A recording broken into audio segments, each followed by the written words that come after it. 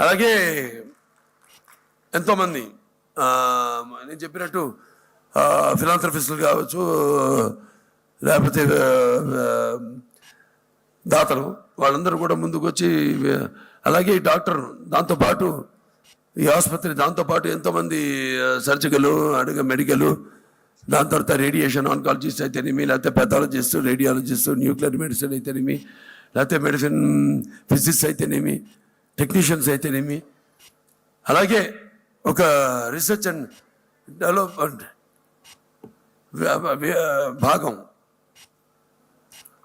అది కూడా ఆనాడు ఏదైతే నాన్నగారు అమ్మగారు ఒక ఆశయం, అది ఆ కళను నిజం చేశారో, ఏదైతే ఆయన తక్కువ ధరకి క్యాన్సర్ వైద్యాన్ని అందించాలని, అలాగే అంతర్జాతీయ ప్రమాణాలతో ఈ ఆసుపత్రి అందరికీ ఈ వైద్యాన్ని అందించాలని, మరి ఆనాడు ఆసుపత్రి మొదలైందంటే ఆ రోజు ట్రస్ట్ హాస్పిటల్ అయినా సరే, ఆ first hospital in south east Asia 6 linear యాక్సిలేటర్స్తో మొదలైంది.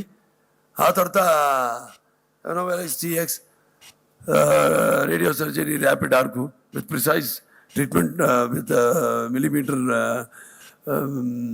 ప్రిసిషను, అలాగే పెట్ స్కాన్ అయితేనేమి, లేకపోతే డిజిటల్ మ్యామోగ్రఫీ అయితేనేమి, ఇంట్రా ఆపరేషన్ రేడియేషన్ సిస్టమ్ అయితేనేమి, దాని తర్వాత డ్యూయల్ మోడ్ లేజర్ సిస్టము, దాని తర్వాత రేడియో ఫ్రీక్వెన్సీ యాబిలేషన్ సిస్టము, దాని తర్వాత న్యూ గామా డిటెక్షన్ సిస్టము, దాని తర్వాత హై డెఫినేషన్ ల్యాప్రోస్కోపిక్స్.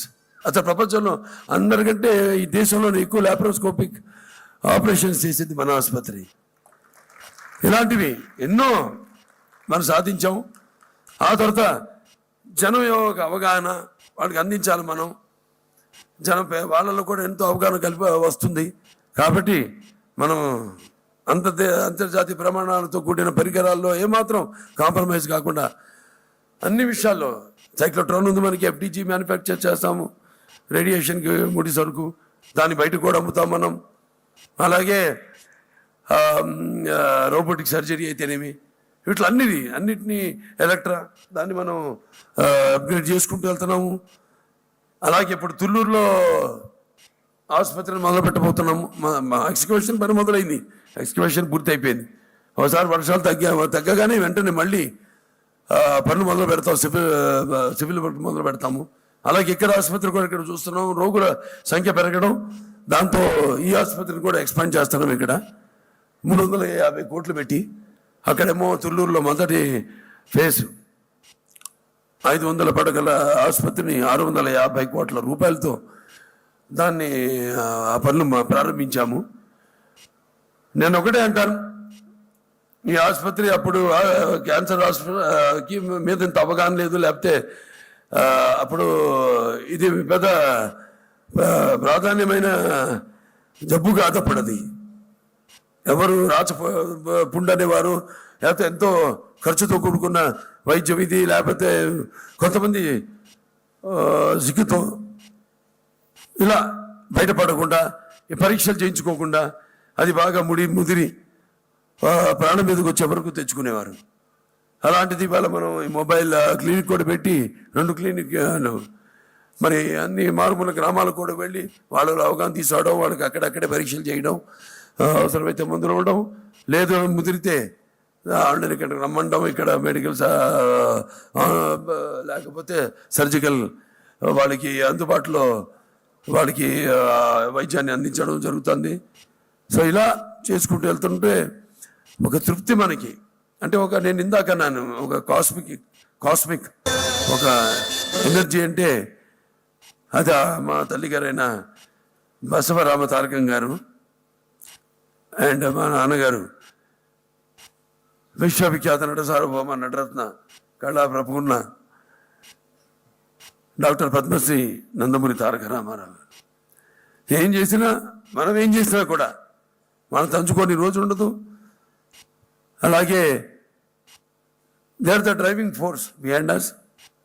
అండ్ ఎంతోమంది ఈ ఆసుపత్రిని చెప్పాను, దాతలు ముందుకు వచ్చి they are also driving force. And మన తెలుగు రాష్ట్రాల యొక్క ముఖ్యమంత్రులు అయితేనేమి, లేకపోతే public and private sector industries అయితేనేమి, లేకపోతే మా బ్యాంకర్స్ అయితేనేమి, పాత్రికేయులు అయితేనేమి, అందరూ కూడా ఈ సందర్భంగా నా కృతజ్ఞతలు తెలియజేసుకుంటూ, అలాగే ముందు ముందు ఇలాగే ఎవరైతే మన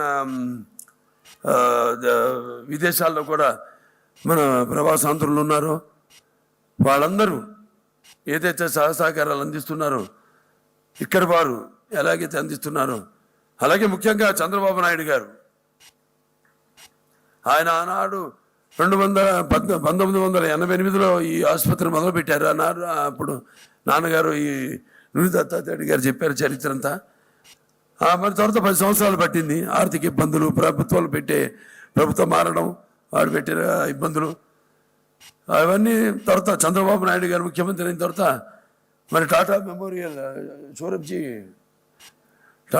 షోరబ్జీ మెమోరియల్ నుంచి 7.5 కోట్లు నిధులు తీసుకురావడం, ఎంపీ ల్యాడ్స్ సమకూర్చడం, వాటితో ఈ ఆసుపత్రిని పూర్తి చేయడం.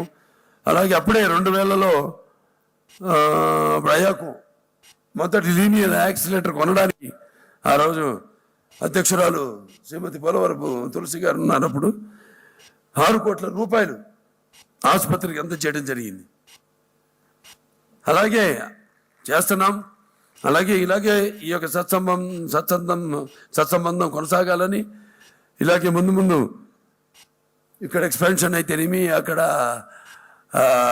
తుళ్ళూరులో కడుతున్న ఈ కొత్త ఆసుపత్రిని అయితేనేమి అనుకున్నట్టుగానే పూర్తవుతాయి నాకు అందరి సహాయ సహకారాలతో అన్న ఒక విశ్వాసం అనే దానికంటే కూడా అయ్యి తీరుతుంది అని ఘంటాపథంగా చెప్తూ, మరొకసారి ఈ యొక్క ఆసుపత్రి కోసం అహర్నిశలు కృషి చేసిన ఆసుపత్రి ఇన్సెప్షన్ నుంచి కూడా కల్పనాథ్ గారు ఉన్నారు, ఇక్కడ సుశీల్ గారు ఉన్నారు, పెథాలజీ హెచ్ఓడి, అలాగే 20-25 సంవత్సరాలు దాటిన వాళ్ళు ఉన్నారు.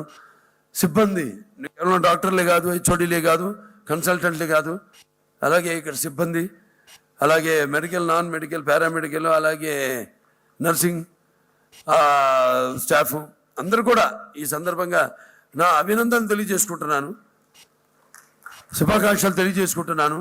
మరి ఆనాడు డిఎన్ఎం కోర్సులు ఆ రోజు నర్సింగ్ డాక్టర్లు వాళ్ళ బాధ్యత వాళ్ళు నిర్వహిస్తే the back bone of the hospital is the nursing department. మరి ఆనాడు ముందు చూపుతోనే ఆ కొరత వస్తుందని ముందు చూపుతోనే ఆనాడు మరి 2003లో కాలేజ్ ఆఫ్ నర్సింగ్, 2006లో స్కూల్ ఆఫ్ నర్సింగ్ ప్రారంభించడం జరిగింది. అలాగే ఆ తర్వాత డిఎన్ఎం కోర్సులు, సో అదే మెడికల్ ఆన్కాలజీ కావచ్చు, సో రేడియేషన్ ఆన్కాలజీ కావచ్చు, రేడియోథెరపీ కావచ్చు, రేడియేషన్ కావచ్చు, న్యూక్లియర్ మెడిసిన్ కావచ్చు, పెథాలజీ కావచ్చు, పాలియేటివ్ కేర్ కావచ్చు, ఇవన్నీ కూడా డిఎన్ఎం కోర్సెస్ అకాడమిక్స్ మనం నడపగలుగుతున్నాం. సో ఇలాగా దేశంలోనే సింగిల్ స్పెషాలిటీ క్యాన్సర్ హాస్పిటల్లో మనం మొదటి 5 ఆసుపత్రుల్లో ఉన్నాము.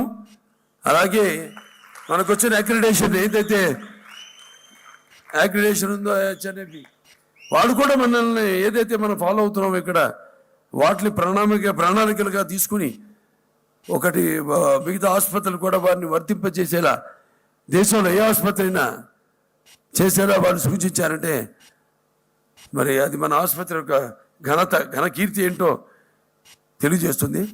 సో ఈ సందర్భంగా మరొకసారి మీ అందరికీ నా శుభాకాంక్షలు, శుభాభినందనలు, అలాగే ధన్యవాదాలు తెలియజేసుకుంటూ నేను సెలవు తీసుకుంటున్నాను.